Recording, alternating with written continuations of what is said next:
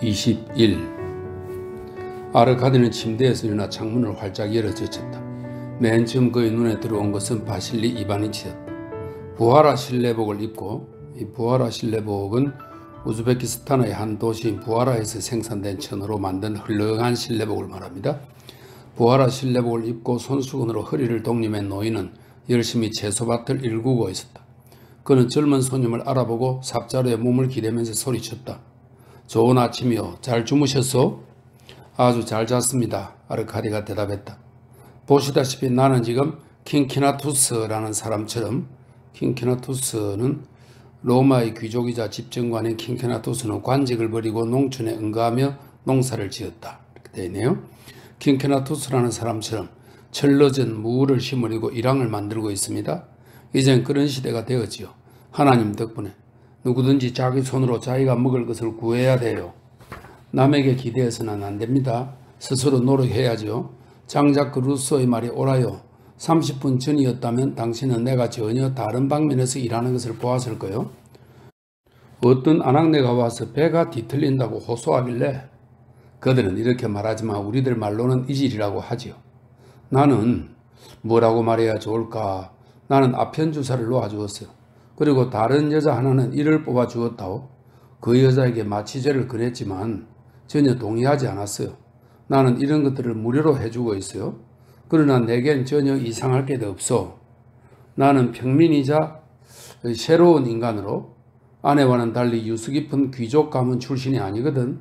자, 차를 마시기 전에 여기 그늘로 나와서 아침의 신선한 공기를 마시지 않겠소? 아르카디는 방에서 나와 그가 있는 쪽으로 걸어갔다. 다시 한번 말하지만 잘 오셨소. 바실리 이바니치는 기름이 묻은 둥근 모자에 군대식으로 한 손을 올려 붙이면서 말했다. 당신이 화려하고 풍족한 생활에 익숙하다는 건 잘 알고 있지만 이 세상의 위대한 인물들도 초라한 오목살이 지붕 밑에서 잠시 시간을 보내는 것을 마다하지는 않을 거요. 별 말씀을 다 하십니다. 아르카디가 큰 소리로 말했다.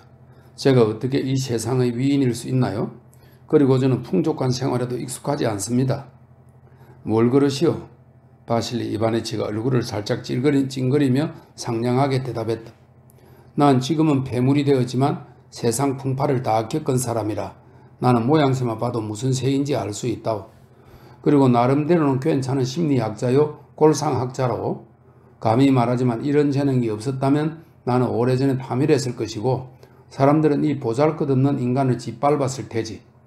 솔직히 말해 아들 녀석과 당신이 친한 걸 보고 진심으로 기뻤어. 방금 그 녀석을 만났지요?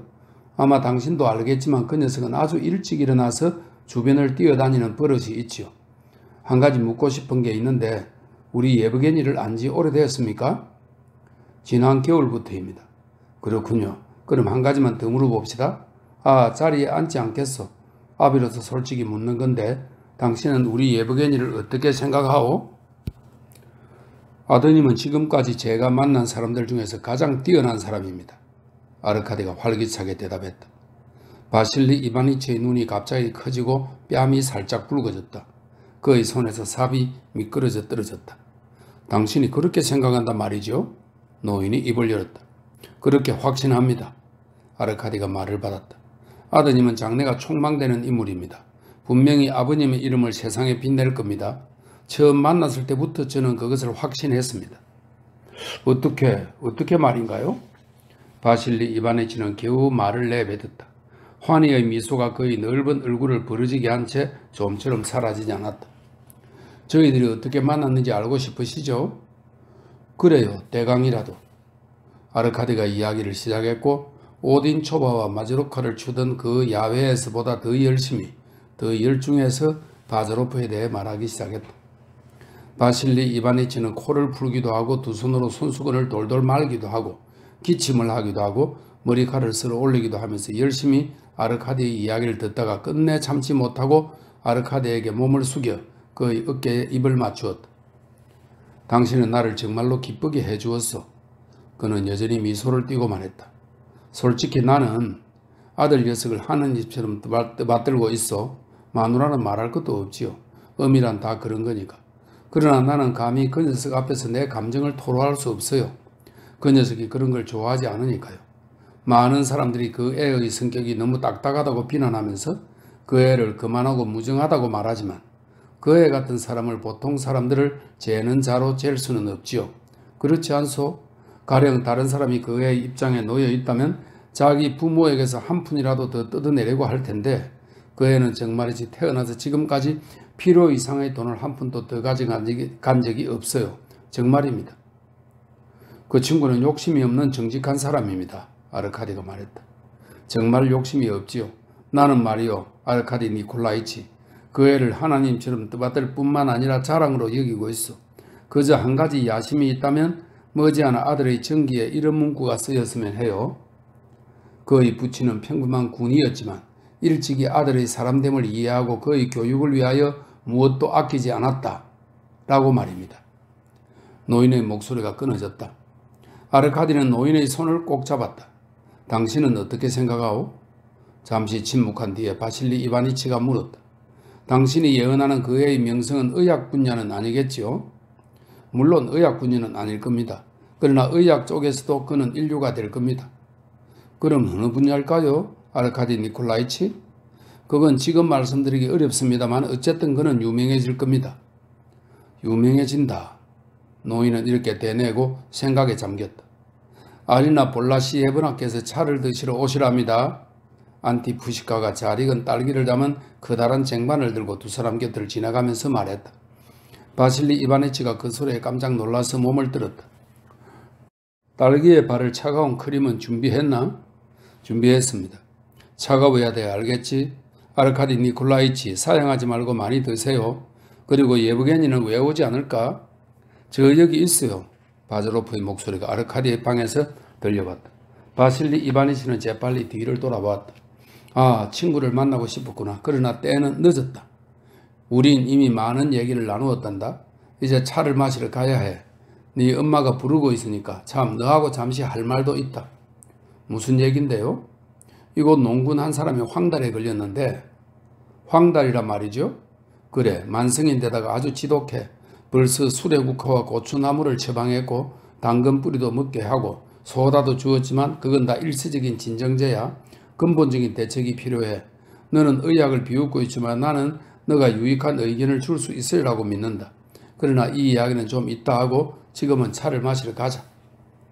바실리 이바니치가 벤치에서 벌떡 일어나 로베르의 한 구절을 부르기 시작했다. 이 로베르는 독일 작곡가 마이어베의 오페라 악마 로베르 한 구절을 부르기 시작했다. 규칙을 스스로 세우리. 즐겁게 살기 위해. 정말 원기가 대단하시군. 창에서 물러나면서 바자로프가 말했다. 한낮이 되었다. 하늘을 뒤덮은 흰 구름의 엷은 장막을 뚫고 태양이 장렬했다. 삼라만상이 고요 속에 잠기고 마을의 수탉들만이 힘차게 울어댔다. 수탉들의 울음소리는 듣는 이의 마음속에 졸음과 근태가 뒤섞인 묘한 느낌을 불러일으켰다. 나무 꼭대기 어디에선가 애처롭게 울부짖는 어린 매의 가냘픈 소리가 끊이지 않았다. 바자로프와 아르카디는 바스락거리는 소리가 날 정도로 말랐지만 아직 푸르고 향긋한 냄새가 나는 근초를 한 아름씩 깔고 그늘에 누워있었다. 저 사시나무를 보면 어린 시절이 생각나. 바자로프가 입을 열었다. 저 나무는 벽돌 창고 근처의 구덩이 옆에서 자라고 있었는데 그때 나는 그 구덩이와 사시나무가 특별한 부적이라고 믿었어. 그래서 그 곁에 있으면 전혀 심심하지 않았지. 심심하지 않았던 것은 내가 어렸기 때문이었는데 그땐 그걸 몰랐어. 그러나 이제 어른이 되었으니 그런 부적도 소용이 없어. 자네는 여기서 얼마나 살았나? 아르카디가 물었다. 한 2년쯤 살았지. 그러고는 여기저기 돌아다녔어. 방랑 생활을 한 셈이지. 주로 도시로만 떠돌아다녔어. 이 집은 오래전부터 있었나? 오래전부터 있었지. 할아버지가 지은 거라네. 외할아버지가. 자네 할아버지는 어떤 분이셨나? 확실히는 몰라. 아마 2등 소자 같은 거였겠지. 2등 소자는 18세기 러시아 군대의 계급으로 지금의 대위에 해당한다. 이렇게 설명되어 있네요. 2등 소자 같은 거였겠지. 수보로프 밑에 있었는데 이 수보로프는 러시아군 사령관이면서 한 번도 전투에 패하지 않은 장군이라고 합니다. 수보로프 밑에 있었는데 항상 알프스를 넘던 얘기만 했어. 아마 거짓말일 거야. 그래서 자네 집 응접실에 수브로프의 초상이 걸려있군. 난 자네 집 같은 집이 좋아. 고색 창년하고 아득한데도 향기가 어쩐지 특별하고 램프 기름 냄새와 풀 냄새가 섞인 거겠지? 바즈로프가 하품을 하며 말했다. 그 아늑한 집에 파리는 얼마나 많은지. 아이고. 이봐. 잠시 잠자고 있던 아르카디가 입을 열었다. 자네는 어릴 때 구박을 받고 자랐나? 우리 부모님이 어떤지 자네도 보지 않았나? 별로 엄격한 분들이 아니야. 자네는 부모님을 사랑하나 예보겠니? 사랑하고 말고 아르카디. 부모님은 자네를 무척 사랑하시더군. 바자로프는 잠시 말이 없었다. 자네 지금 내가 무슨 생각을 하고 있는지 알고 있나? 두 손으로 팔베개를 하면서 마침내 바자로프가 말했다. 모르겠네. 무슨 생각을 하고 있는데? 난 우리 부모님이 세상을 사는 걸 즐거워한다고 생각하네. 아버지는 예순이 되었는데도 바쁘게 일하면서 임시 진정제에 대해 걱정하고 사람들의 병도 고쳐주고 농부들을 관대하게 대하고 한마디로 삶을 즐기고 있거든. 어머니의 생활도 그래. 어머니의 하루는 온갖 집안일과 감탄과 탄식으로 가득 차서 정신을 차릴 겨를도 없어. 그런데 자네는? 그런데 나는 이런 생각을 해. 나는 지금 근초더미 위에 누워있다. 내가 차지하고 있는 이 작은 공간은 내가 존재하지 않고 나와 아무 관계도 없는 그 밖의 공간과 비교하면 극히 작은 공간에 지나지 않는다. 내가 삶을 누릴 수 있는 시간의 한 부분은 나라는 존재가 없는 과거와 미래의 영원한 시간에 비하면 얼마나 미미한가. 이 한 개의 원자 속에, 이 수학적 한 점 속에 피가 돌고 뇌가 활동하고 또 무언가를 바라고 있다. 얼마나 추잡하고 무의미한 일인가. 내 말 좀 들어보게. 자네가 말하는 것은 대체로 모든 사람에게 다 적용되네. 자네 말이 맞아. 바자로프가 말을 받았다. 내가 말하고 싶은 건 우리 부모님에 대해서야. 그들은 늘 바빠서 자기 존재의 하찮음에는 신경도 쓰지 않아. 사소한 일에 매달리느라 자기 존재의 시시함을 언짢게 여기지 않는 거야. 그런데 나는 그저 군태와 정오만을 느낄 뿐이네. 정오라고? 왜 정오를? 왜냐고? 왜라니 무슨 소린가? 자네는 내가 한 말을 벌써 잊었단 말인가? 아니, 난 모두 기억하네. 그러나 나는 자네에게 정오할 권리가 있다고는 생각지 않네. 자네가 불행하다는 건 인정해. 그러나 됐네, 아르카디 니콜라예비치. 자네는 사랑을 요새 젊은이들처럼 이해하고 있어. 그들은 구구하고 암탉을 부르지만 암탉이 옆으로 다가오면 그 피 내 빼거든. 난 그런 인간은 아니야. 그러나 이런 얘기는 이제 그만하세. 아무 소용도 없는 이야기를 하는 건 부끄러운 일이야. 그는 옆으로 돌아 누웠다.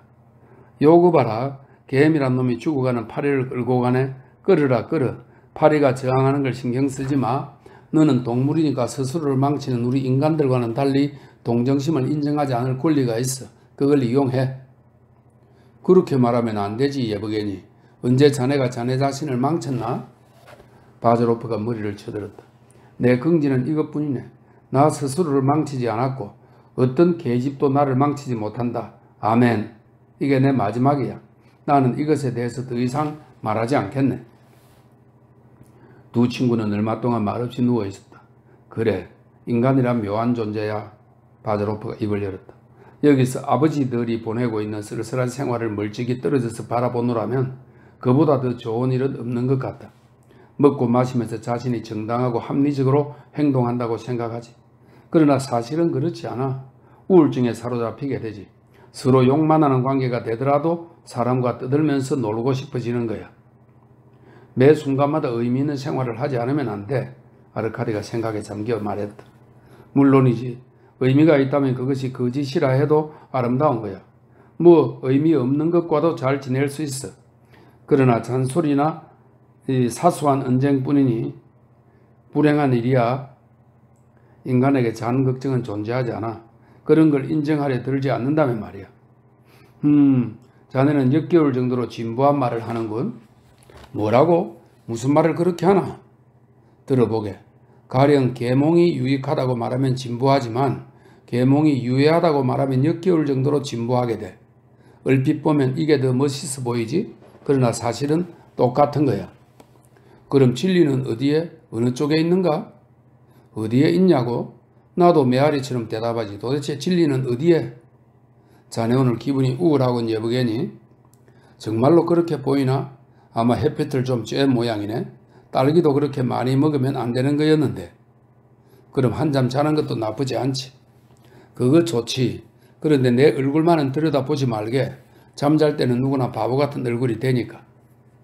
그러나 자네는 누가 어떻게 자네를 생각하든 신경 쓰지 않잖나? 뭐라고 말해야 할지 모르겠군. 참된 인간은 이런 일로 걱정을 하지 않네. 참된 인간에 대해서 우리는 이러쿵저러쿵 따지지 않고 다만 그의 말을 따르든가 정오하든가 해야만 하지. 이상하군. 난 아무도 정오하지 않는데. 아르카디는 잠시 생각하고 나서 말했다. 나 아주 많은 사람들을 정오하네. 자네는 마음이 부드럽고 우유부단해서 아무도 정오할 수 없는 거지. 자네는 겁이 많고 자부심이 부족해. 그럼 자네는? 아르카디가 그의 말을 끊었다. 자부심 있나?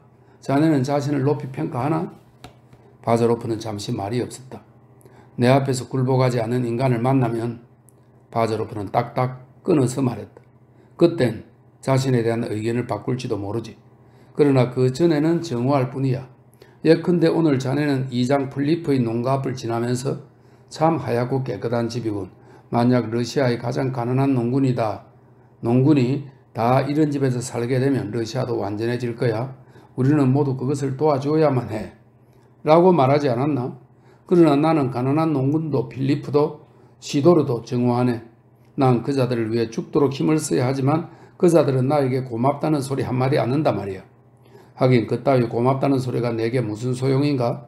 그자들은 하얗고 깨끗한 농가에서 살게 되겠지만 그땐 내 몸에서 우엉이 자라겠지.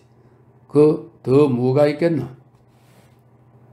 그만하게 예쁘게나. 오늘 자네 말을 들으니 우리에게 원칙이 없다고 비난하는 사람들에게 나도 모르게 동의하고 싶어지네. 꼭 자네 큰아버지처럼 말하는군. 대체로 원칙은 존재하지 않네. 지금까지 그걸 모르고 있었나? 다만 느낌이 있을 뿐이야. 모든 것이 이 느낌에 의해 좌우되는 거야. 어째서 그런가? 그건 이런 거야. 가령 나는 부정적인 경향을 유지하고 있는데 그건 느낌 때문이네. 난 부정하는 것이 즐거워. 내 머리가 그렇게 생겨 먹었거든. 그저 그뿐이야. 왜 나는 화학을 좋아하나? 왜 자네는 사과를 좋아하나? 그건 역시 느낌 그뿐이야. 모든 게 똑같아. 사람들은 이보다 더 깊은 곳에는 도달할 수가 없네. 누구나 이런 말을 자네에게 해주는 건 아니야. 나도 이후에는 이런 말을 자네에게 하지 않을 거야. 그럼 정직도 느낌인가? 물론이지. 예브게니. 아르카디가 슬픈 목소리로 입을 열었다. 왜 그러나? 취향에 맞질 않나? 바자로프가 말을 가로챘다. 아니야 친구. 모든 것을 잘라버리기로 결심했으면 제발이라도 잘라야지. 제발이라도 잘라야지. 우리가 너무 철학적인 말을 했군. 자연은 잠의 침묵을 안겨준다. 고 푸시킨도 말했지. 그는 그런 말을 한 적이 없네. 글쎄 그런 말을 하지 않았다 해도 시인으로서 그런 말을 할 수 있었고 또 해야만 했지. 그런데 그는 군인이었던 모양이야. 푸시킨은 군인이 아니었네. 그는 매 페이지마다 싸움터로 러시아의 영광을 위해 라고 쓰지 않았나? 자네는 왜 잊지도 않은 말을 만들어내나? 그건 중상에 지나지 않아. 중상? 중상이라고 해도 별것 아니야. 그런 말로 날 위협하려고 하나? 인간을 아무리 중상모략해도 실제 인간은 그보다 20배는 더 나쁘다네. 한잠 자는 게 낫겠어. 아르카디가 화를 내며 말했다. 대찬성이네. 바자로프가 대답했다. 그러나 두 사람 다 잠을 이루지 못했다. 그의 저기에 가까운 감정이 두 젊은이의 마음을 사로잡았다. 5분 정도 지나서 그들은 눈을 뜨고 말없이 서로를 쳐다보았다. 저것 봐. 벼랑간 아르카디가 말했다. 마른 단풍잎이 가지를 떠나 땅 위로 떨어지네. 움직이는 모양이 꼭 나비가 나는 것 같다. 참 묘하지 않나? 가장 큰 슬픔인 죽음이 가장 유쾌한 생과 비슷하다니. 오, 내 친구 아르카디 니콜라이치. 바자로프가 소리쳤다. 한 가지만 부탁하지. 제발 미사 여구를 써서 말하지 말게나. 나는 내가 하고 싶은 말을 하는 거야. 이거 완전히 전제주의군. 머리에 떠오르는 생각을 왜 말해서는 안 되나? 그래. 그럼 나는 왜 내 생각을 말해서는 안 되나? 나는 미사 여구를 써서 말하는 건 점잖지 못하다고 생각하네. 그럼 무엇이 점잖은 건가? 욕설을 하는 것?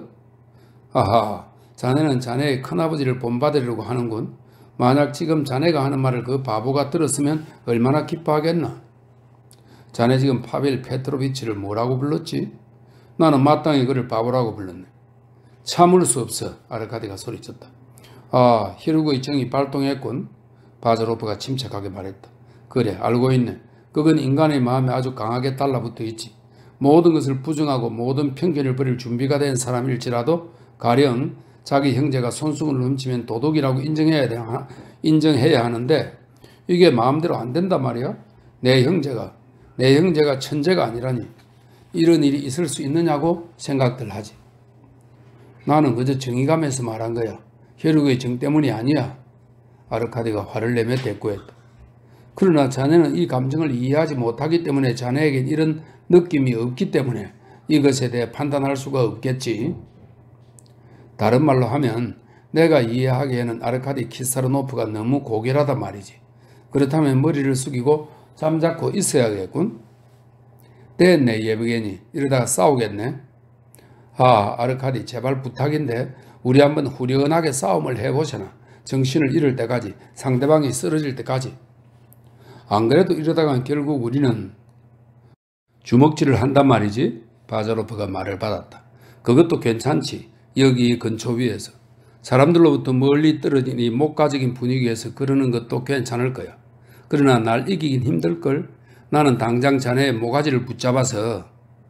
바자로프가 길고 투박한 손가락을 활짝 벌렸다. 아르카디도 마치 장난처럼 맞서는 자세를 취했다. 그러나 아르카디는 상대방의 얼굴에 나타난 불길한 표정과 뒤틀린 듯한 입가의 미소와 이글거리는 눈길에서 농담이 아니라 진짜 위협을 느꼈다. 그리고 저도 모르게 공포를 느꼈다. 아 여기들 와 있었군. 그 순간 바실리 이바니치의 목소리가 들려왔다. 집에서 만든 아마포 양복에 역시 집에서 만든 밀짚 모자를 쓴 늙은 군이가 젊은이들 앞에 나타났다. 한참 찾아다녔어. 참 좋은 장소를 골라서 아주 훌륭한 일을 하고 있구먼. 대지 위에 누워서 하늘을 바라본다. 여기에 어떤 특별한 의미가 있는지 알겠나? 저는 재채기를 하고 싶을 때만 하늘을 바라봐요. 이렇게 중얼거린 바자로프는 아르카디를 돌아보고 작은 목소리로 덧붙였다. 유감이야 방해를 받아서. 이제 됐네. 아르카디는 이렇게 속삭이고 친구의 손을 가만히 쥐었다. 그러나 어떤 우정도 이런 충돌을 오래 견뎌낼 수는 없는 것이다. 내 젊은 말동무들을 보고 있자니. 바실리 이바니치는 손잡이 대신 더 긴 상을 조각하고 새겨는 직접 만든 묘하게 휘어진 지팡이 위에 두 손을 십자형으로 교차시켜 얹혀놓고 머리를 흔들면서 말했다. 이렇게 보고 있자니 황홀해지지 않을 수가 없군. 자네들 속에 얼마나 많은 힘과 활짝 핀 젊음과 능력과 재능이 넘쳐나는지 정말로 카스토로 플록스 같아. 이 말은 고대 그리스 신화에 나오는 제우스의 쌍둥이 아들로 형제로 유명하다고 설명이 되어 있네요. 카스토로와 폴록스 같아. 아니 저런 이제 신화 쪽으로 옮겨가셨네. 바자로프가 말했다. 젊었을 때 훌륭한 라틴어 학자였다는 걸 금방 알겠네요. 아버지는 라틴어 장문으로 은메달을 받은 적이 있다고 하셨죠. 그렇죠? 디오스쿠리아 디오스쿠리. 이 말은 제우스의 쌍둥이 아들인 카스토르와 폴록스를 총칭한다. 이렇게 설명이 되어 있네요. 디오스쿠리아 디오스쿠리.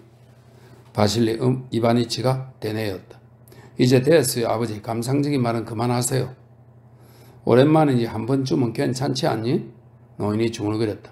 그러나 내가 자네들을 찾은 건 칭찬의 말을 하기 위해서가 아니었어. 첫째는 이제 곧 식사가 된다는 걸 알리기 위해서이고 둘째는 예브게니 너에게 미리 말해두고 싶은 게 있기 때문이야. 너는 현명하니까 사람들이 어떻고 특히 여자들이 어떻다는 걸 알 거다. 그러니 이해하거라. 너희 어머니가 너희 귀향에 저음하여 간단한 기도를 올리고 싶어 했단다. 그러나 내가 기도식에 너를 참석시키라 한다고는 생각지 마라. 기도식은 이미 끝났으니까. 그런데 알렉사의 신부가 신부인가요? 그래 신부란다.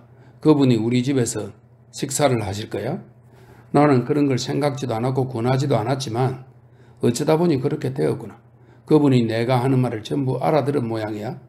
그리고 아리사 블레시에브나도 하지만 그는 아주 훌륭하고 사려 깊은 분이야. 설마 그가 식사 중에 제목까지 먹지는 않겠죠? 바자로프가 물었다. 바실리 이바니치가 웃음을 터뜨렸다. 아니 그게 무슨 소리냐? 그 이상 아무것도 필요 없어요. 저는 어떤 사람과도 함께 식사를 할 수 있어요. 바실리 이바니치가 모자를 고쳤었다. 이미 알고 있었다. 그가 말했다. 너는 모든 편견을 초월한 사람이니까. 실은 62살이 되도록 살고 있는 나 같은 늙은이도 그런 편견을 갖고 있지는 않지. 바실리 이바니치는 자기가 기도식을 원했다고는 감히 고백할 수 없었다. 그는 아내 못지않게 신심이 두터웠다. 그런데 알렉세이 신부가 너를 꼭 만나보고 싶다는구나. 그분은 카드 놀이도 싫어하지 않고 심지어 이건 우리끼리 하는 말이지만 담배도 피운단다. 좋습니다. 식사 후에 한 게임 하도록 하죠. 제가 이길걸요? 헤헤, 어디 두고 보자. 그건 아직 모를 일이다. 아, 그래요? 옛날 솜씨를 발휘하시게요? 바자로프는 유난히 말에 힘을 주었다. 햇빛에 그을린 바실리 이바니치의 뺨이 살짝 붉어졌다. 부끄럽지도 않으냐, 예브게니? 옛날 일은 잊어버리라. 그야 나도 너희 손님 앞에서 고백할 용의는 있다. 젊은 날에 카드를 끔찍이 좋아했던 건 사실이야. 그것 때문에 혼쭐이 난 적도 있고. 그건 그렇고 엄청 덥구먼 옆에 좀 앉아도 되겠죠? 방해가 될까? 괜찮습니다. 아르카디가 대답했다. 바실리 이바니치는 끙끙거리면서 근처 위에 주저앉았다. 자네들이 지금 앉아있는 이 침상은 하고 그는 말하기 시작했다. 옛날 군대의 야영생활과 야전 응급치료소를 생각하게 하는군. 어디에선가 이런 근초뜸이 옆이었는데 그러나 그건 좋은 편이었고. 그는 한숨을 쉬었다. 나는 일생 동안 정말 많은 경험을 했다. 원한다면 베사라비아의 패스트가 유행했을 때의 재미있는 에피소드를 이야기해드리지. 블라디미르 훈장을 받은 그 얘기 말이죠? 바자로프가 말을 가로챘다. 알아요, 알아. 그런데 왜 훈장을 달지 않았어요? 내가 말했잖니. 너는 편견을 가지고 있지 않다고. 바실리 이바니치는 중얼거렸다. 그는 바로 전날 밤에 프로코트에서 붉은 리본을 떼라고 지시했었다. 그는 패스트에 관한 에피소드를 이야기했다. 아니, 저 애가 잠들었네. 그는 바자로프를 가리키며 갑자기 아르카디에게 속삭이고는 너그럽게 한번 눈을 끔뻑했다. 예브게니 일어나거라. 그는 큰 소리로 덧붙여 말했다. 식사하러 가자. 뚱뚱하고 잘생긴 알렉세이 신부는 수치 많은 머리카락을 단정히 빗어넘기고 연보랏빛 비단 법 위에 수놓은 허리띠를 메고 있었다. 그는 매우 민첩하고 재치가 있는 사람이었다.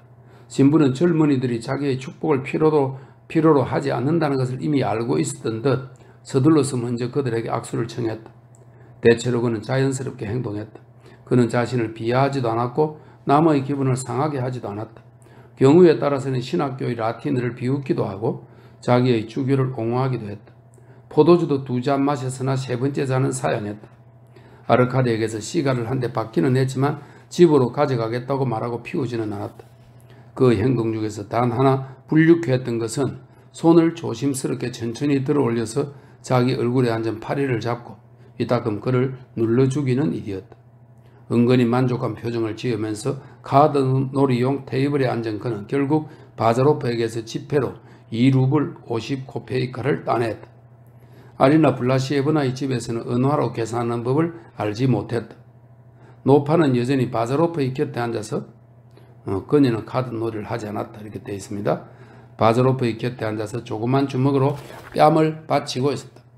그녀는 뭔가 새로운 음식을 내오라고 분부할 때만 자리에서 일어났다. 그녀는 바자로프를 어루만지는 걸 두려워했고 바자로프도 그것을 싫어해서 어머니에게 애정을 표시할 기회를 주지 않았다.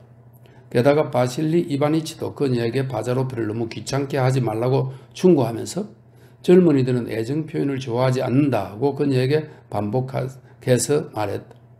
그날 저녁 식사가 어땠는지 말할 필요는 없다. 티모페이치는 특별한 체르케스산 소고기를 직접 사겠다고 첫 새벽부터 뛰쳐나갔고 집사는 대구와 농어와 가재를 사러 다른 방향으로 나갔다. 안악들은 버섯 값으로만 동화로 42코페이카를 받았다. 그러나 집요하게 바자로프를 바라보는 노파의 시선에 헌신과 애정만 담긴 것은 아니었다. 거기에는 호기심과 두려움이 뒤섞인 슬픔이 어려 있었고 부드러운 질책의 기색도 엿보였다. 그러나 바자로프는 어머니의 눈이 무엇을 표현하고 있는지 유심히 살펴볼 겨를이 없었다. 그는 가로 어머니를 바라보았는데 짤막한 질문을 하기 위해서였다. 딱 한 번 그는 행운을 위하여 어머니의 손을 청했다. 그녀는 자기의 부드러운 손을 아들의 딱딱하고 넓은 손바닥 위에 가만히 올려놓았다. 어떠냐? 잠시 어머니가 물었다. 효험이 있니? 더 나빠졌어요. 그는 태연하게 웃으면서 대답했다. 넌 너무 모험들을 하셔서. 알렉세이 신부는 동정이라도 하듯이 말하고는 자기의 멋진 특수임을 쓰다듬었다. 나폴레옹의 전술이지요, 신부님. 나폴레옹의. 바실리 이바니치가 명을 받으면서 1점짜리 패를 내놓았다. 그게 바로 세인트 헬레나 섬까지 가게 된 원인이지요. 알렉세이 신부는 이렇게 말하면서 어떤 패로 그의 패를 눌러버렸다. 예누셰치카, 딸기즙을 마시지 않겠니? 아리나 블라시예번화가 물었다. 바자로프는 그저 어깨만 으쓱했다. 안 되겠어. 다음날 바자로프가 아르카디에게 말했다. 내일은 여기를 떠나야겠네. 답답해. 일을 하고 싶은데 여기선 할 수가 없어. 나는 자네가 사는 마을로 가야겠네. 실험 도구들을 모두 거기다 두고 봤거든. 자네 집에서는 최소한 방에 들어박혀 있을 수는 있지. 여기서는 아버지가 내 서재를 마음대로 써라. 아무도 널 방해하지 않을 거야. 라고 거듭 말하지만 정작 내 곁에서 한 발자국도 떠나지 않는단 말이야. 그렇다고 아버지를 피해 방에 들어박혀 있기도 거북한 일이고 어머니도 마찬가지야. 어머니가 문 밖에서 한숨 짓는 소리가 들려. 어머니에게 가보았지만 할 말이 있어야지. 자네 어머니가 몹시 슬퍼하실 거야. 아르카디가 말했다. 아버지도 그러실 거고. 다시 돌아올 거야. 언제? 그야 빼떼르부르크로 돌아갈 때지. 자네 어머니가 특히 가엾군. 왜 그런 소리를 하는가? 어머니가 자네에게 딸기를 아주 잘 대접했나 보군. 아르카디는 눈을 내리떴다. 자네는 어머니를 잘 모르는군. 예브게니. 자네 어머니는 매우 훌륭하고 현명하신 분이네. 정말이야. 나는 오늘 아침 자네 어머니하고 반 시간가량 이야기를 했는데 아주 조리 있고 재미있게 이야기를 하시더군. 아마 내 이야기만 실컷 늘어놓으셨겠지? 자네 이야기만 한 건 아니야. 혹시 그럴지도 모르지. 옆에서 보면 더 잘 볼 수도 있으니까. 여자가 반 시간씩이나 이야기를 끌고 나갈 수 있다면 괜찮은 증거지. 그러나 어쨌든 나는 떠날 거네. 그런 말을 두 분께 전한다는 게 쉽지는 않을 거야. 그분들은 2주일 후에 우리가 무엇을 할 것인가를 늘 생각하고 있으니까. 쉽지 않은 일이지. 나는 오늘 어쩌다가 아버지의 기분을 언짢게 했네. 사실은 며칠 전에 아버지가 어떤 소작농을 매질하라고 지시했나 봐. 물론 그건 아주 잘한 일이었어. 자네 그렇게 무서운 얼굴을 하고 날 보지 말게. 그건 아주 잘한 일이었어. 그자는 아주 지독한 도둑놈이자 주정뱅이였으니까. 그런데 아버지는 내가 그 일을 알게 되리라고는 전혀 생각지 못하셨던 거야. 그래서 매우 당황하셨지. 그런데 이번에 또 아버지를 괴롭혀야 하다니. 그러나 괜찮아. 곧 좋아지실 거야. 바자로프는 괜찮아 라고 말은 했지만 자기가 생각한 것을 바실리 이바니치에게 알리기로 결심하기까지 꼬박 하루가 걸렸다. 마침내 서재에서 아버지와 작별 인사를 할 때 그는 부자연스럽게 하품을 하며 말했다. 참, 아버지한테 말씀드린다는 걸 깜빡 잊을 뻔했네요. 페도트에게 내일 우리가 타고 갈 말을 보내달라고 일러주세요. 바실리 이바니치는 깜짝 놀랐다. 키르사노프 씨가 이곳을 떠나는 거냐? 예, 저도 함께 떠나요. 바실리 이바니치는 그 자리에서 비틀거렸다. 너도 떠난다고? 예, 일이 있어요. 그러니 말을 준비하라고 일러두세요. 그래? 노인은 뜨덩거리며 말했다. 갈아탈 말은? 좋아. 그런데 대체 이게 어찌된 일이냐? 잠깐 그 친구네 집에 다녀올 일이 있어요. 다시 여기로 돌아올 거예요. 그래, 잠깐 동안이지. 그래. 바실리 이바니치는 손수건을 꺼내더니 그의 마룻바닥에 닿을 만큼 몸을 굽히고 코를 풀었다. 좋아, 그건 모두 준비해 놓으마. 난 너가 집에 좀 더 오래 있을 거라고 생각했었다. 사흘이라니. 3년 만에 왔는데. 이건 좀 짧구나. 짧아 예쁘게니. 곧 돌아온다고 했잖아요. 꼭 가봐야만 해요. 꼭이라 할 수 없지. 먼저 의무를 수행해야 하니까. 그래, 말들을 준비하라 말이지. 좋아. 나와 아리나는 너가 이렇게 금세 뜬날이라고는 전혀 생각지 못했다. 오늘 네 어미는 너의 방을 꾸미려고 이웃집 여자에게 간청하여 꽃을 얻어왔단다. 바실리 이바니치 또한 매일 아침 날이 밝은 무렵에 맨발로 슬리퍼를 신고 나가 티모페이치와 의논하곤 했다. 그는 떨리는 손가락으로 찢어진 지폐를 한 장 한 장 세어 건네면서 여러 가지 물건을 사오도록 지시했는데 특히 먹을거리와 젊은이들이 좋아할 만한 붉은 포도주에 신경을 썼다. 그러나 노인은 이런 일에 대해 한 번도 언급한 적이 없었다. 무엇보다 중요한 건 자유다. 이건 나의 행동 방침이야. 구속해서는 안 되지. 안 돼. 노인은 갑자기 입을 다물고 문 쪽으로 걸어갔다. 아버지, 곧 다시 만날 거예요. 정말입니다. 그러나 바실리 이바니치는 뒤돌아보지 않고 손만 한번 내어줬고는 그냥 서재에서 나갔다. 침실로 돌아와 보니 아내는 벌써 잠자리에 든 상태였다. 그는 아내를 깨우지 않으려고 조용히 기도를 하기 시작했다. 그러나 아내는 잠에서 깨고 말았다. 당신이에요, 바실리 이바니치? 아내가 물었다. 나요, 부인. 애니스한테서 오는 길이에요? 그 애가 소파에서 잠이나 잘 자는지 걱정이에요? 당신의 여행용 매트리스와 새 베개를 가져다 주라고 안피 슈시카에게 일렀어요. 우리가 덮던 깃털 이불을 주고 싶었는데 그 애는 푹신한 잠자리를 좋아하지 않는 것 같아요. 괜찮아요, 여보. 걱정하지 마오. 그 애는 잘 있으니까. 주여, 제 많은 우리를 용서하소서. 그는 나지막한 목소리로 기도를 계속했다. 바실리 이바니치는 아내가 불쌍했다. 그는 어떤 슬픔이 그녀를 기다리고 있는지 잠자리에 들기 전에 그녀에게 알려주고 싶지 않았다. 다음날 바자로프와 아르카디가 떠났다. 아침부터 온 집안이 침울한 분위기였다. 안피 수식가는 접시를 떨어뜨렸다. 폐직하는 영문을 모르고 우왕좌왕하다가 끝내 장화를 벗어버렸다. 바실리 이바니치는 전에 없이 부산을 피웠다. 그는 눈에 띄게 허세를 부리고 큰 소리로 말하면서 발을 쿵쿵 굴렀지만 그의 얼굴은 삐쩍 말라버렸고 눈길은 끊임없이 아들 쪽을 스쳐 지나갔다. 아리나 블라시예브나는 조용히 울었다. 남편이 아침 일찍 꼬박 2시간 동안 달래지 않았다면 노파는 망년자실하여 감정을 주체하지 못했을 것이다. 한 달 안에 꼭 돌아오겠다고 여러 번 약속을 하고 자기를 붙잡고 있던 포옹에서 간신히 빠져나와 바자로프가 여행마차에 올라탔을 때, 말들이 움직이고 방울이 울리고 바퀴가 움직이기 시작했을 때, 이젠 더 이상 대응할 필요가 없고 피어올랐던 먼지도 가라앉았을 때, 디모페치가 완전히 등을 구부리고 비틀거리면서 조그만 자기 방으로 되돌아갔을 때, 갑자기 쪼그라들고 낡아버린 것 같은 집에 노부부만이 남았을 때, 조금 전만 해도 형광 계단에 서서 힘차게 손수건을 흔들던 바시니 이바니치는 맥없이 의자에 주저앉아 머리를 가슴에 푹 떨어뜨렸다. 버렸어. 우리를 버렸어. 그는 중얼거렸다. 우리를 버렸어. 우리와 있는 게 답답했던 거야. 이젠 혼자야. 이 손가락처럼 혼자 남았어. 그는 몇 번이나 되뇌었고 그때마다 집게 손가락만 한쪽 손을 앞으로 내밀었다. 그때 아리나 블라시예브나가 다가와 백발이 성성한 자기 머리를 하얗게 센 남편의 머리에 가져다 대면서 말했다. 바샤, 어쩔 수 없어요. 아들이란 부모의 슬하를 떠나는 거예요. 그에게 매처럼 오고 싶으면 오고 가고 싶으면 가지만 우리는 한 구멍 속에 난 버섯처럼 나란히 앉아서 꼼짝하지 않지요. 나만은 영원히 당신 곁에 있을 거예요. 당신도 그럴 테지요. 바실리 이바니치는 얼굴에서 두 손을 떼고 자기 아내를, 자기의 반려자를 포옹했다. 젊었을 때조차도 하지 않았던 힘찬 포옹이었다. 그녀는 슬픔에 젖은 그를 위로해 주었던 것이다. 22. 두 친구는 이따금 의미 없는 말을 주고받았을 뿐 그의 아무 말도 하지 않은 채 베도튼의 주막까지 갔다. 바자로프는 자기 자신이 몹시 불만스러웠다. 아르카디 역시 친구에게 불만을 느끼고 있었다.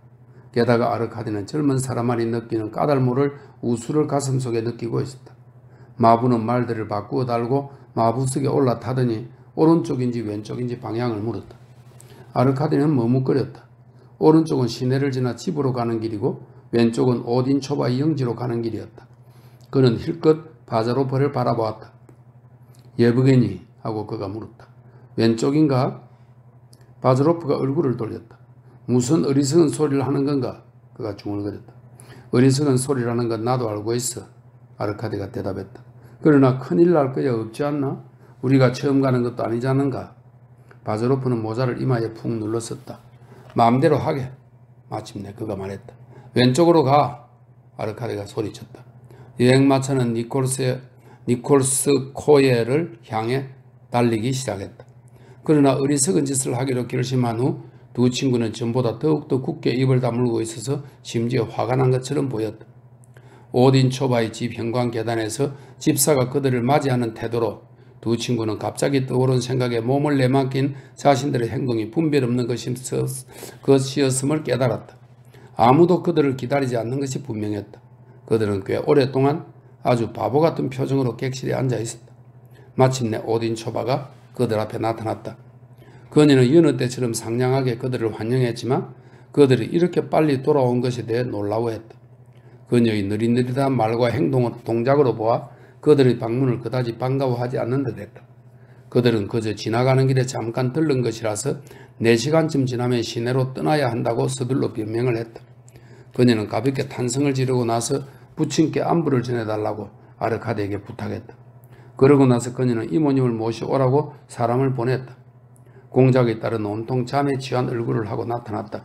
그 때문에 주름투성이 늙은 얼굴이 더욱 표독스럽게 보였다. 카차는 몸이 좋지 않다며 자기 방에서 나오지 않았다. 이때 문득 아르카디는 자기가 안나 세브게예브나 못지않게 카차를 보고 싶어 했다는 것을 깨달았다. 이런저런 대수롭지 않은 이야기를 주고받는 가운데 4시간이 흘렀다. 안나 세르게예브나는 이야기에 귀를 기울이고 대답을 했지만 미소는 짓지 않았다. 작별할 시간이 되었어야 그녀의 마음속에 지난날의 우정이 되살아난 모양이었다. 저는 오늘 마음이 울적했어요. 그녀가 말했다. 그러나 그런 건 신경 쓰지 마시고 또 오세요. 두 분께 부탁드리는데 좀 시간이 흐르고 나서 다시 오세요. 바자로프도 아르카디도 대답 대신 말없이 먹이를 숙여 인사를 하고 마차에 올라탔다. 그들은 어디에도 머물지 않고 마리노를 향해 곧장 달렸다. 다음날 저녁에 그들은 무사히 마리노에 도착했다. 마차를 타고 가는 동안 바자로프도 아르카디도 오딘 초바의 이름을 언급조차 하지 않았다. 특히 바자로프는 거의 입을 열지 않았고 왠지 흠상궂고 긴장된 표정으로 줄곧 길 건너편만을 바라보았다. 마리노 마을에서는 모두가 그들의 도착을 각별히 반겼다. 아들이 오랫동안 집을 떠나 있어서 불안해하던 니콜라이 페트로비치는 베네치크가 눈을 반짝이며 달려와 젊은 도련님들의 도착을 알리자 감격의 환성을 지르고 발을 구르며 소파 위로 벌쩍 뛰어오르기까지 했다. 파벨 페드로비치조차도 다소 유쾌한 흥분을 느끼며 돌아온 방랑자들의 손을 잡고 흔들며 너그럽게 미소 지었다. 이었고 한담이 이어지고 질문이 시작되었다. 주로 아드카디가 많은 이야기를 했는데 저녁 식사 때 특히 그랬다. 저녁 식사는 자정이 넘도록 계속되었다. 니콜라이 페트로비치는 얼마 전에 모스코바에서 가져온 흑맥주를 몇 병 내오게 하여 양쪽 뺨이 붉으스레일 정도로 술을 마셨다. 그는 줄곧 어린애처럼 웃어대거나 신경질적으로 웃어대었다. 이들의 활기는 하인들에게도 퍼졌다. 두나시아는 미치광이처럼 앞뒤로 뛰어다니며 계속 문을 쾅쾅 여닫았다. 표트르는 새벽 2시가 넘었는데도 기타로 카자크 이 왈츠를 치려고 했다. 기타줄이 조용한 대기 속에서 애절하고 기분 좋게 울렸다. 그러나 처음 몇몇 장식음을 제외하면 이 교양 있는 하인은 무엇 하나 제대로 연주하지를 못했다. 자연은 다른 모든 면에서 마찬가지로 그에게 음악적 재능을 부여하지 않았던 것이다. 한편 마리노 마을의 생활은 그다지 순조롭지 않았다. 가련한 니콜라이 페트로비치는 공경에 처해 있었다. 농장에 대한 걱정은 날이 갈수록 커졌지만 전부 우울하고 무의미한 걱정이었다. 고용인들과의 소동은 견뎌낼 수 없을 정도였다. 어떤 사람은 임금의 정상과 인상을 요구했고 어떤 사람들은 성금을 받아서 도망을 쳤다. 말들은 병이 났고 마구는 금세 망가졌으며 일은 제대로 되는 게 없었다. 모스크바에서 주문해 가져온 탈곡기는 너무 무거워서 쓸모가 없었고 원래부터 있던 다른 한 대는 한 번 쓴 뒤로 망가져버렸다. 축사는 반이 타버렸다. 하인들 중 눈먼 노파 하나가 자기 집 암소에게 연기를 쏘인다고 바람 부는 날에 불타는 장작개비를 들고 갔기 때문이었다. 그런데 이 노파가 주장하기를 이런 재난이 일어난 것은 주인나리가 지금껏 들어보지 못한 치즈와 우유 제품을 만들 생각을 했기 때문이라는 것이다. 관리인은 갑자기 게으름을 피웠고 공짜 빵을 먹는 모든 러시아인들이 살이 찌는 것처럼 피둥피둥 살이 찌기 시작했다. 멀리서 니콜라이 페트로비치의 모습을 보면 이 관리인은 자신의 열성을 보이기 위해 옆으로 달려가는 돼지 새끼에게 나무 조각을 던지기도 하고 반쯤 벌거벗은 소년들을 위협하기도 했다. 그러나 다른 대부분의 시간에는 잠만 잤다. 소작제로 밭농사를 짓는 농꾼들은 제때에 소작료를 내지 않았고 숲에서 나무를 몰래 훔쳐가기도 했다. 경비원들은 거의 매일 밤 고삐 풀린 농부들의 말을 붙잡았다. 때로는 농장의 초원에서 격투를 하여 그들의 말을 붙잡기도 했다. 니콜라이 페트로비치는 초원을 망친 데 대한 손해배상으로 벌금을 물리려고 했지만 보통 하루 이틀 자기 축사해 두면서 사료만 축내고는 말주인에게 말을 돌려주는 것으로 끝나곤 했다. 게다가 농군들은 자기들끼리 싸우기 시작했다. 형제가 재산 분배를 요구했고 그 아내들은 한 집안에서 분란을 일으켰다. 갑자기 싸움이 한번 일어나면 온 마을 사람들이 일제히 일어나서 사무실 계단 앞으로 모여들었다. 어떤 이들은 두들겨 맞아서 상처가 난 낯짝에 술 취한 모습으로 주인에게 기어와 종종 심판과 징벌을 요구했다. 시끄러운 소음과 울부짖는 소리가 울려 퍼지고 안악들이 흐느끼는 비명소리와 남자들의 욕설이 서로 뒤엉켰다. 니콜라이 페트로비치는 어차피 공정한 판결은 불가능하다는 것을 알면서도 적대적인 쌍방의 시시비비를 가리기 위해 목이 쉴 때까지 외쳐대야만 했다. 수확되는 일손이 부족했다. 외모가 몹시 단정한 이웃의 한 소지주는 약 1헥타라당 2루블을 쓸 수 있는 일꾼을 구해준다고 약속하고는 아주 파렴치하게 니콜라이 페트로비치를 속인 적도 있었다. 영지의 안악들도 터무니없이 비싼 임금을 요구했다. 그 사이에 곡식은 땅바닥에 떨어져 내리고 곡물 수확도 잘 되지 않았다. 그런가 하면 후원인위원회가 빌린 돈의 이자를 갚으라고 위협적으로 요구를 해왔다. 이 후견인위원회는 볼셰비키 혁명 전에 과부, 고아, 사생아들을 보살피고 후원했던 단체입니다. 이젠 버틸 힘도 없어. 니콜라이 페트로비치는 여러 번 절망적으로 부르짖었다. 내가 나서서 싸울 수도 없고 그렇다고 경찰을 부르러 사람을 보낸다는 건 내 원칙이 허용하질 않아. 그러나 형별의 위협 없이는 아무것도 할 수가 없어. 진정해. 파벨 페트로비치는 이렇게 말했지만 그 역시 고양이처럼 가르릉거리며 얼굴을 찌푸린 채 콧수염을 잡아당기곤 했다. 바자로프는 이러한 자잘한 걱정거리들을 가능한 멀리했다. 어차피 그는 손님이었으므로 남의 집안일에 간섭할 수도 없었다. 마리노 마을에 도착한 다음 날부터 그는 개구리며 원생동물이며 화학성분 등의 연구에 착수하여 늘 연구에만 전념했다. 바자로프는 반대로 아르카디는 비록 아버지를 도와주지는 못하더라도 적어도 도와줄 준비가 되어 있다는 것을 보여주는 게 자신의 의무라고 생각했다. 그는 참을성 있게 아버지의 이야기를 듣고 한 번은 어떤 조언을 하기도 했다. 그것은 자기 조언을 따르라는 것이 아니라 자신의 관심을 보이기 위한 것이었다. 그는 농장 경영을 혐오하지 않았다. 오히려 그는 기꺼이 농학자로서의 활동을 꿈꾸기까지 했다. 그러나 그때 그의 머릿속에 다른 생각이 차오르기 시작했다. 스스로도 놀랄 정도로 아르카디는 끊임없이 니콜스코의 마을을 생각했다. 예전에 만약 누군가가 그에게 바자로프와 한 지붕 밑에서, 그것도 다름 아닌 고향집의 지붕 밑에서 그가 권태를 느낄 수 있느냐고 물었다면 그는 그저 어깨만 으쓱했을 것이다. 그러나 지금 그는 정말로 권태로웠고 이 집에서 도망치고 싶었다. 녹초가 될 때까지 산책할 생각도 해보았지만 아무 소용이 없었다. 어느 날 아버지와 대화하던 중 그는 오딘 초바의 어머니가 돌아가신 자기 어머니에게 보낸 아주 흥미로운 편지가 몇 통 아버지에게 있다는 것을 알게 되었다. 그는 끈덕지게 간청하여 그 편지를 받아냈다. 니콜라이 페트로비치는 편지를 찾아내기 위해 각양각색의 서랍과 트렁크를 20개나 뒤져야 했다. 반쯤 썩어버린 조기 쪽지들을 소유하게 되었을 때 아르카디는 자기가 나아가야 할 목표를 눈앞에 보기라도 한 것처럼 마음이 평온해졌다. 두 분께 부탁해요. 그는 이 말을 떠올렸다. 그녀가 직접 그렇게 말했잖아. 가자 제기랄. 그러나 그는 마지막으로 방문했을 때의 냉랭한 대접, 그리고 이전에 거북했던 일을 떠올리고 소심한 생각에 사로잡혔다. 젊은이다운 요행을 바라는 마음과 그 누구의 보호도 받지 않고 혼자서 자기 힘을 시험해보고 행복을 맛보리는 은밀한 욕망이 마침내 승리했다. 마리노 마을로 돌아온 지 열흘도 안 되어서 일요학교의 메커니즘을 연구한다는 핑계로 그는 다시 시내로 마차를 몰았고 거기서 니콜스코의 마을로 향했다. 이 일요학교라고 하는 것은 19세기 중후반의 러시아 인텔리케인자들은 민중에서 봉사함과 동시에 반정부적 선전활동을 목적으로 주로 읽고 쓸 줄 모르는 어른들을 가르치기 위해 인류학교를 조직했다. 이렇게 되어 있네요.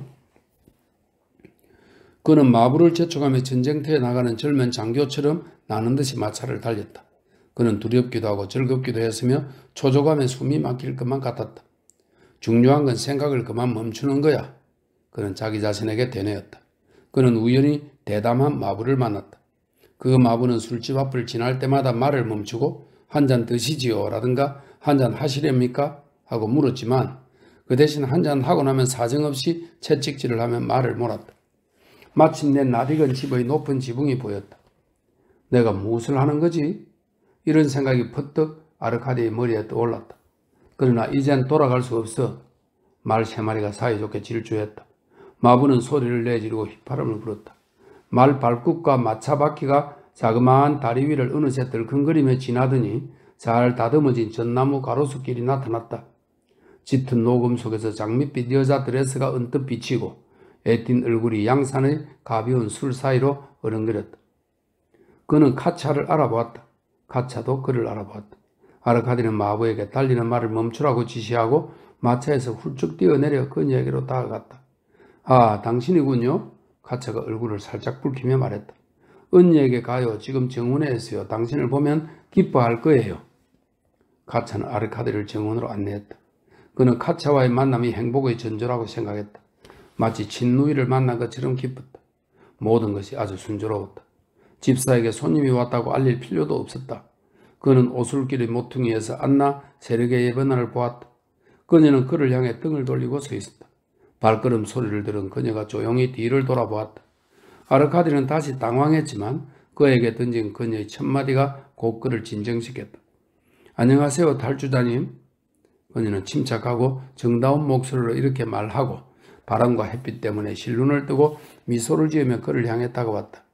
카차, 어디에서 이분을 만났니?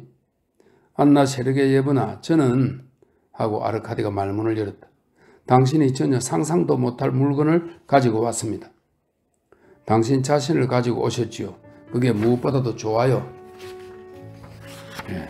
이렇게 해서 22번째 글이 끝났습니다.